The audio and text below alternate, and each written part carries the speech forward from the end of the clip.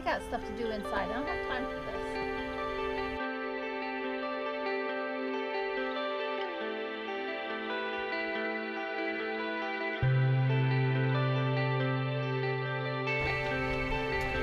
All right, it's a little windy out here, but it is starting to get cold in Ohio. What am I doing is I'm trying to get my truck cleaned out because over the summer it's become a catch-all. And we got some things we got to get in here that has to go with us. So I'm trying to get the things we don't need out and the things we need in. The kayaks have to be loaded. Each one of them has a box that has our gear for the kayaks. And they have to get in here. I have, come around here. I have my water barrel. I think I'm gonna move it to the center because it's pushing on that glass. The brown, the black bag. The brown bag is, most people know them as bug out bags. I've had 72-hour bags, bug out bags, bobs, whatever you want to call them. I've had them for, my God, years. Long before they was called that, but that one's actually probably a 2-week bag. But anyways, they stay in here all the time. That milk crate is for my kayak, and then the bottom is jumper cables, tow straps. It's just stuff that you need to haul to be on the road. The blue things are pool noodles, which we are going to put on these here to lay the kayaks on. When we flip them upside down, I like these to be padded, especially when they're going to be up there a while. Yesterday, I was out here in shorts and a sleeveless shirt working, and today I'm in long sleeves. It was high 40s this morning.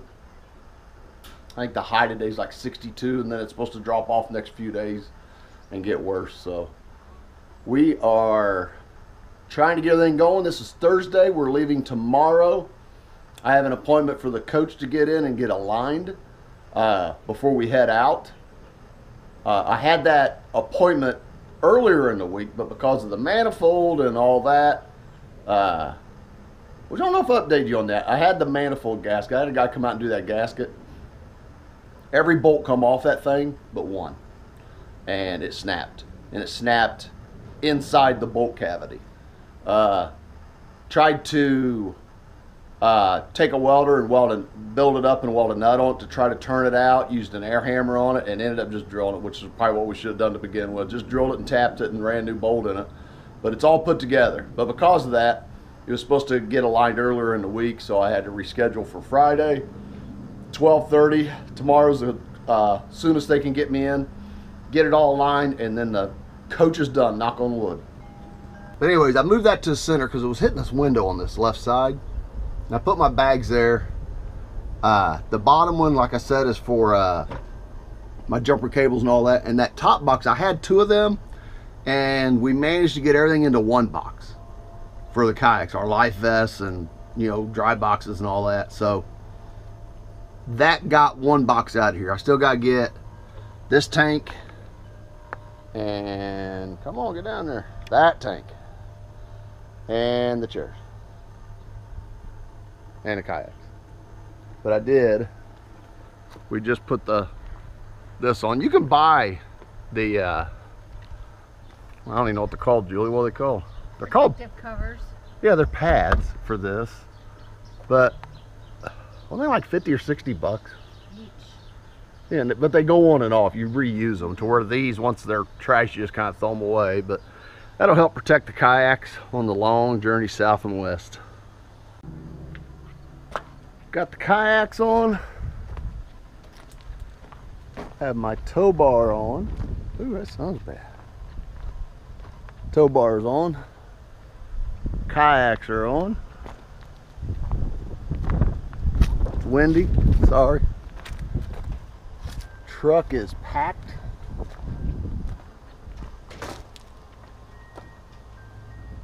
And in here, I feel like we're missing something. this is ready. Still. Compressor to blow my lines out. compressor to blow my lines out. A few of them things go in the compartment. I can't get in over there because of a post. I have to put my water hose up. We have to haul our trash off.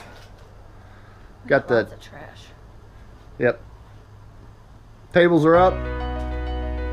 We have our carpet pulled up.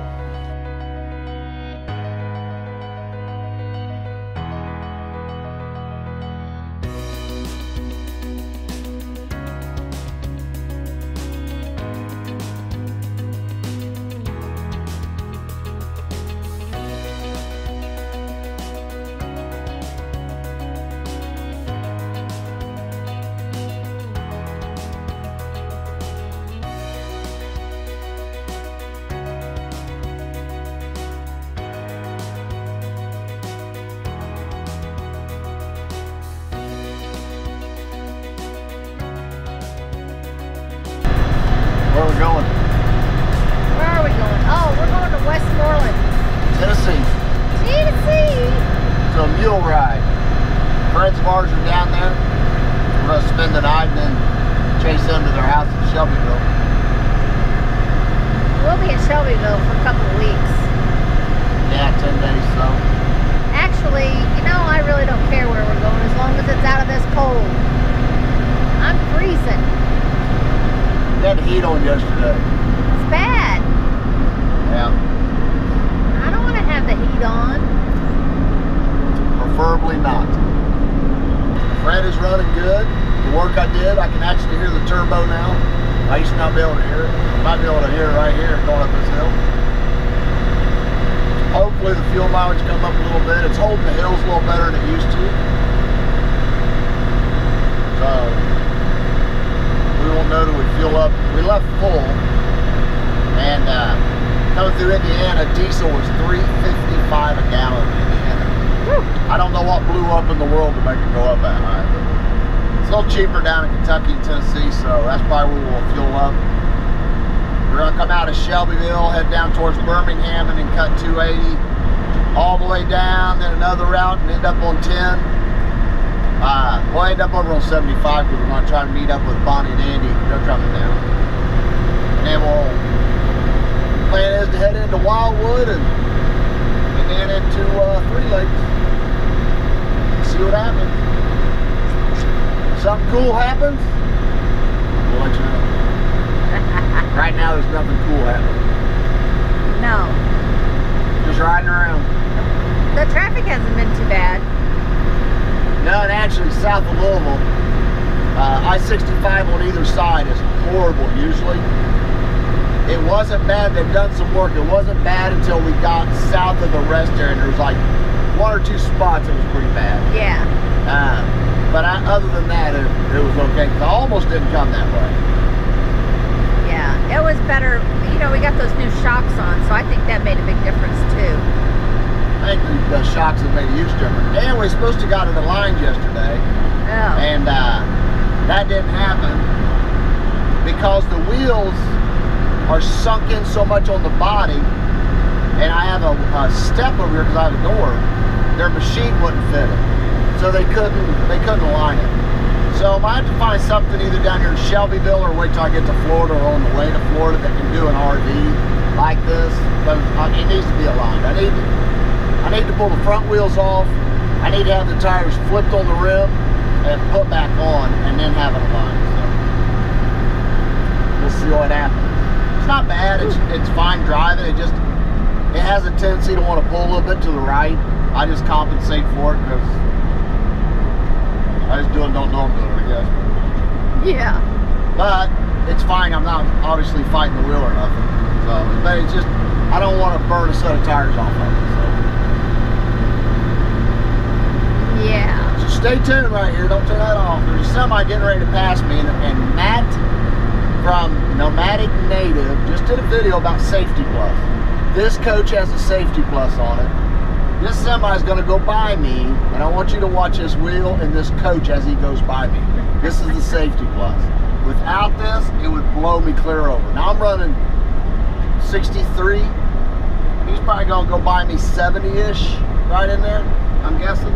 He's not flying, but just watch the coach. It's a little breezy. The trees are moving, so it's a little windy. But usually, right now he's coming up on the back of me, and he's starting to push that air, and he's starting to get trapped in between me and him. And about right now is where I should be shooting to the right. It's not. I'm steering a little bit to the left. I didn't realize I was doing it, but I'm steering a little bit to the left into him, and there you go. Just like that. If you don't have a safety plus, I will put a link to Matt's video. If you don't have a safety plus, you need to have one on your coach, because, buddy, it is hands-free driving. There you go. I'll put a link to his video below. That's actually the second semi that's passed us since I've been videotaping. Yeah. And he made a good point. I'm not tooting my horn, but being an over-the-road truck driver, that's all I've ever done. And me and Julie, once he did the video, it brought to my attention that I move the wheel and don't realize I'm moving the wheel, because it's just like muscle memory, instinct, whatever. But, since he's done that now, I have noticed how much I move the wheel now. Thanks, Matt. But, I mean, it drives itself, it really does. Except right there where it went right. But, you know, it's a safety plus. Mine pulls a little bit to the right because it needs a line, but you're driving a 38-foot box down the road, you got one finger on it. And the wind is blowing these trees a little bit.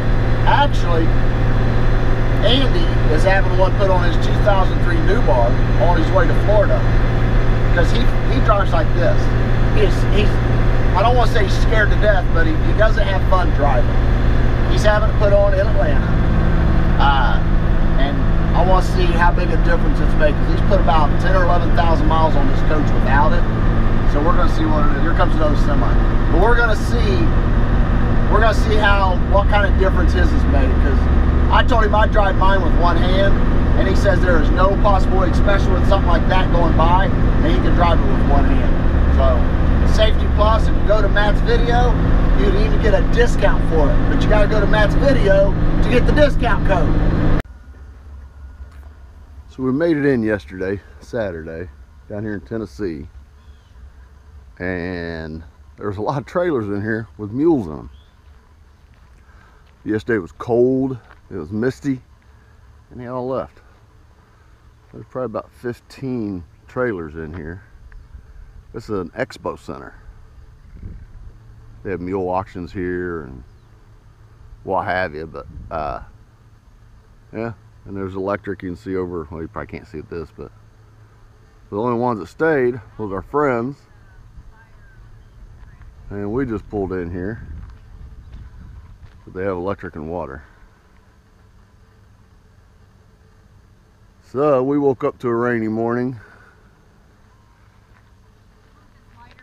and we were fixing breakfast. We're gonna get the mules loaded up, get everything tore down, head to Shelbyville.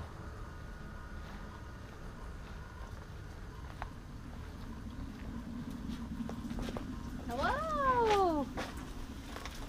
So up first, you gotta have breakfast on the Blackstone.